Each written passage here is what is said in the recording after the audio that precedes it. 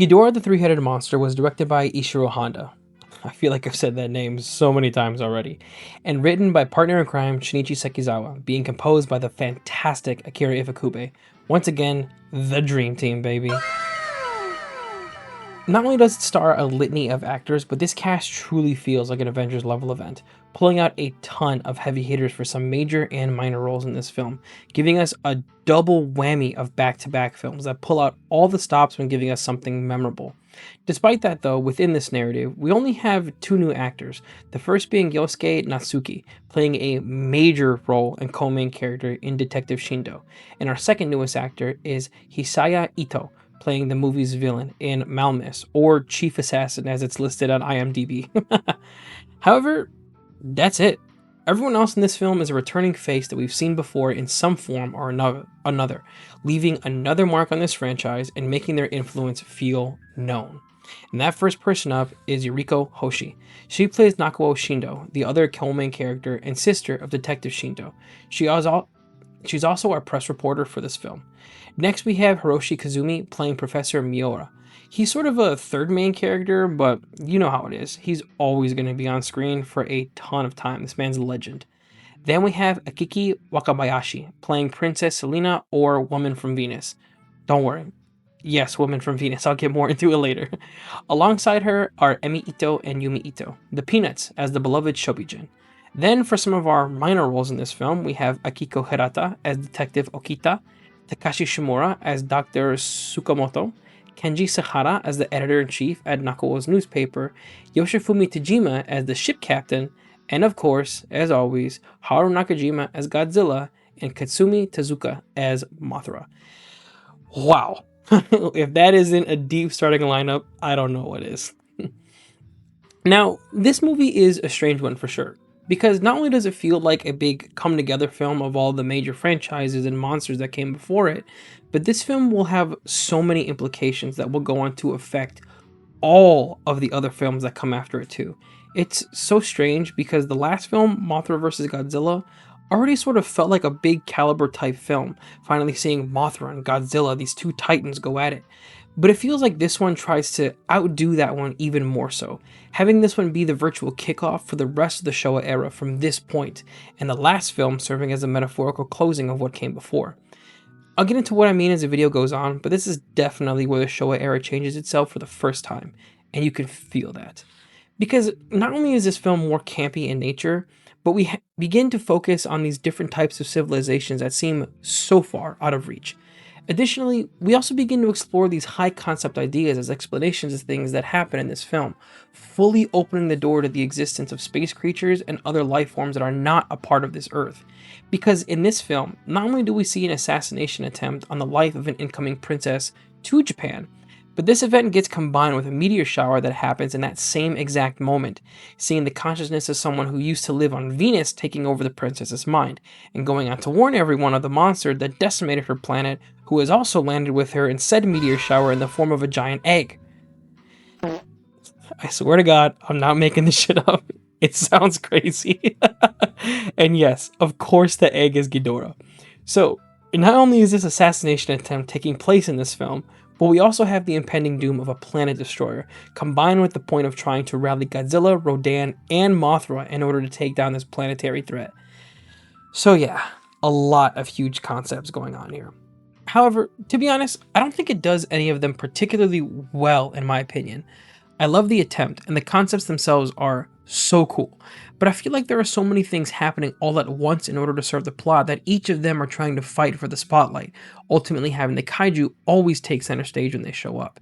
It's not bad by any means, not at all, possessing many good ideas, wonderful acting, and moments that serve the plot, but some points of it felt unnecessary, such as introducing a new civilization in order to serve one character when it easily could have been one of our major characters or other humans, thus getting rid of the whole princess and new civilization subplot. Additionally, if you did want to introduce another civilization, then why not have them be responsible for sending Ghidorah to Earth in the first place? Something that the next movie, I feel, does a lot better. It's just things like this that don't fully deliver for me, but there is a lot to like here. One of those being the performance of Yuriko Hoshi and as Nakuo Shindo, and that's really impressive to me. Because Not only is this movie filled with actors from other films that we've seen so many times, knowing what they're capable of when it comes to acting, but she stands above all of them, in my opinion, carving her own path of importance in this film and shining as Nakawa with the performance she gives. Not only does she have a lot of heart in this film, but she's the one who makes a ton of important moves here, keeping her curiosity and tenacity throughout the film and following through on wherever those decisions take her. Not only does she stand to have a good balance with Yosuke and Natsuki, but her performance elevates his as well, being the sibling that's more sly, curious, and willing to take risks, making Natsuki-san's reserved and level-headed performance as an officer of the law stand out all the more. I really love these two as our main characters for this plot, standing out on their own in each of their own perspectives, but being so dynamic when combined together. It's one of the highlights of this film for me, and I really enjoyed it. However, I was surprised at another minor role in this film too, and that actually came from Kenshi Sahada's editor-in-chief. And not because he has a lot of screen time or he's super viable to the plot or anything, but because so far, between him and all the other resident familiar faces, all of his performances have stood out the most and have been the most memorable for me, whether he's leading the film or has 2 minutes of screen time. For example, with Hirata-san, despite me loving him as well, his performance in Godzilla and Rodan are fun, but upon subsequent returns it sort of feels the same. One is just a bit more sad than the other. And although that's still enjoyable, it's not to the level that Sahada puts in. Because when I put Rodan's Karma, Mothra vs. Godzilla's Jiro, and then this editor-in-chief role together, all of them stand out and feel so different from one another, sticking out in different and colorful ways in order to create this effect of him becoming a chameleon in each of these roles, rather than a face on screen. I love it, and I think he's doing some fantastic work that I cannot wait to see going forward. And while on that note, what's up with the timelines of events here? One thing that I found strange was this movie's world building, bringing me back to the point that I was discussing earlier. What I mean by this is that these films are technically connected, sort of, having each be canon to one another. But here you start to see it break just a little bit, such as seeing the return of Rodan despite seeing both Rodans die in their respective film, and the Shobijin doing an entire 180 on their perspective on the people from Earth, and they're even performing for them as well, despite Nelson having them do that in Mothra and them absolutely hating it.